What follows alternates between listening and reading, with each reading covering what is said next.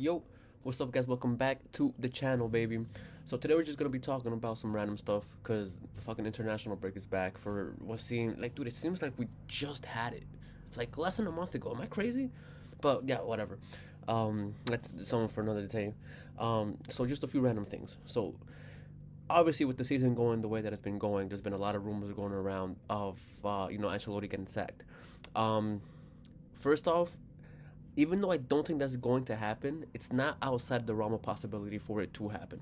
Unfortunately, even with everything he's achieved in both his stints in the club and with everything that he achieved since he came back, um, at a top tier club like Madrid, your job is never safe. It's never safe. As much as I would want him to stick around, I honestly can't say that he will, especially if results keep on going that the way they're going, and especially if he can't get the most out of Mbappe. Because as much as I would want Mbappe out, and that's the thing, like I understand that it's killing Mbappe, and even back before he transferred, like I would admit to you, he's probably the best player in the world, but it's a team sport. I don't believe we needed him.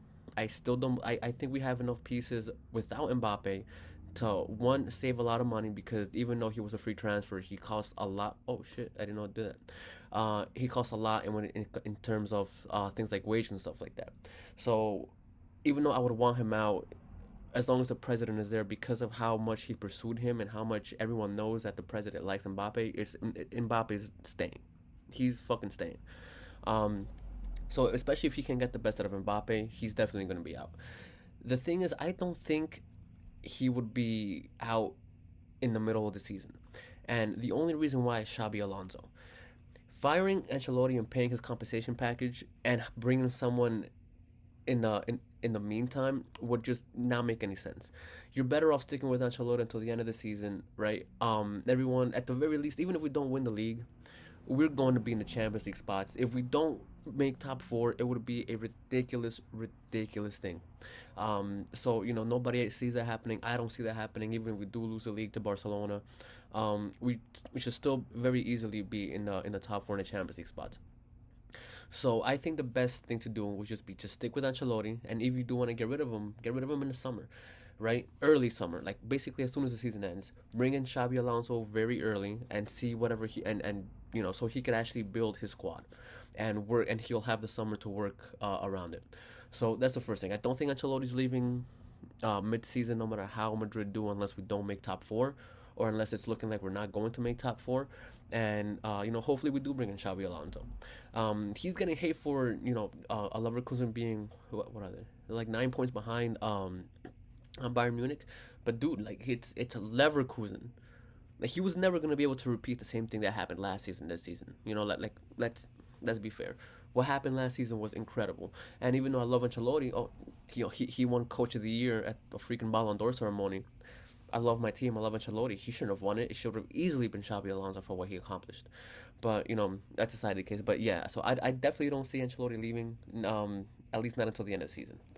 The second one, Sergio Ramos coming back.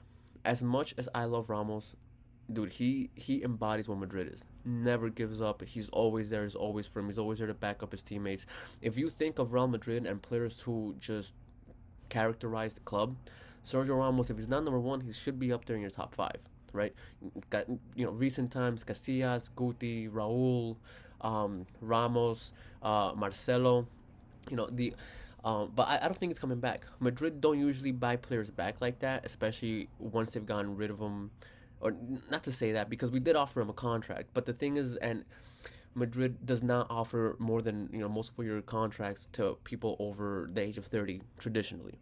I'm a firm believer. I do think they did the right thing by not offering that, because once you do it for one player, why can't you do it for everybody else? And that's a rule that Madrid had for a while, and I agree with it. I am upset that he's still not at the club. I do believe he should have retired at Madrid, but he chose his path.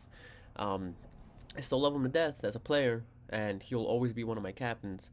But yeah, I don't think I don't think we'll bring him back. Now, would it be a good signing? I honestly believe it would be a good signing, because he would be coming back and he would know that he's not coming back, to be with Madrid in the next 4 or 5 years. He's coming back because of the injury crisis that we have. He's coming back because he's needed. He's coming back because we need reinforcements, and he would know that that's what he is, just reinforcements. The one thing that I would love about Ramos, bro, is I would love to see like players tackle and hit and just talk shit to players like Rodrigo, Vinny, when Ramos was there, because dude, he would stick up for his teammates. He would not tolerate any shit. If Vinny was there when Pepe and Ramos were there, he would not be getting the type of abuse he's getting. He's just not because they just wouldn't allow it. You know what I'm saying?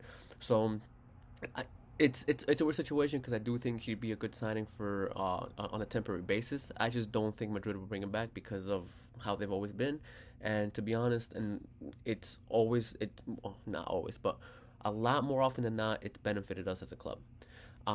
So I'm solid on that. And the last one is gonna be the rumors about Trent coming in. It's not that it's not that I don't have anything against Trent, right? It's I don't know. Like on the right side, I don't think we would need some, and it's hard to explain because he's an amazing player. He's an amazing player. But we need defense. We need defense. That's the most important thing that we have to cover up, right? Now, Militao's out for the season. Alaba is out. To be honest, the expectation is by January, but at this point, the way that the poor guy's injury's been happening, I don't expect that. We should honestly be prepared to be without Alaba, I believe, for the majority of the rest of the season. And it's mostly because if the injury's not healing right, there's no use in rushing him back. There's no use in rushing him back. He might just get re-injured again. It might be even worse than last time. I know it was an ACL. It can't get much worse than that, but it's always possible. So, but yeah, like I don't know about Trent. Like I'm not gonna really talk too much about that because I'm in the middle. I don't think he provides the defense that we need. Don't get me wrong. He'd be incredible going forward. But I think we have enough talent going forward that the main thing that we should be focused on is just players who could defend well, players who could defend the post, players who can cover the back line with no problem. And as good as Trent is as an overall basis, it's his offense that makes him such a threat.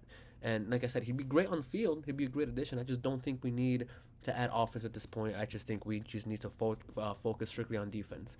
Because both Barcelona and Madrid has shown in recent seasons that you can get away for a season with sloppy defense as long as your offense gets you out of it. But at the end of the day, defense is a huge part of the game. It gets forgotten with these days with stats and goals and everybody focusing on just XG scored and just overall numbers.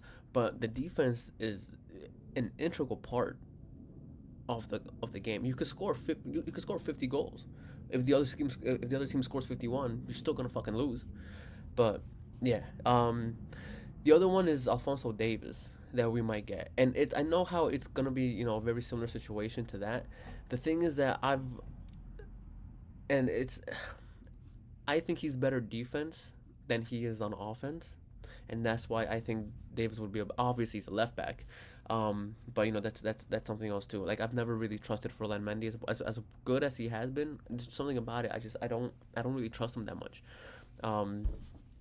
But yeah, guys. So that was just some really really quick random thoughts. What do you think? Do you guys think that if the season keeps on going the way it's going, Ancelotti's going to be sacked beforehand?